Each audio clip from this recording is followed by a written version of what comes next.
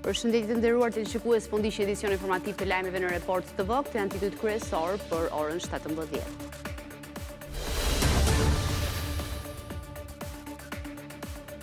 Kosova është një shtet i pavarur dhe territorin e saj Beogradi e ka humbur, thekson kryeministri Rama, ndërsa i kujton presidentit Vučić se duhet të respektojë të drejtën ndërkombëtare kur flet për devijim të lumit të Ibrit.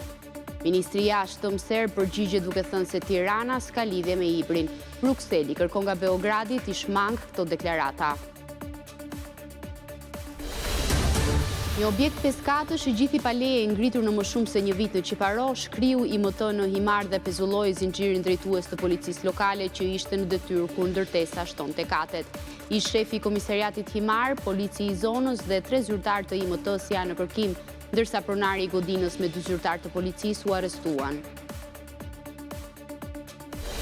Nga qershori deri më sot policia ka arrestuar 21 persona për zjarrvënie të qëllimshme, ndërsa sistemi evropian për zjarret thotë se janë djegur gati 3000 hektar sipërfaqe.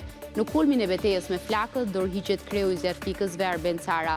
Për emergjencat në dispozicion 88.2 milion euro nga buxheti i shtetit e bashkive. Një vit po shoqërohet me më pak lindje dhe më shumë vdekje krahasuar me një vit më parë.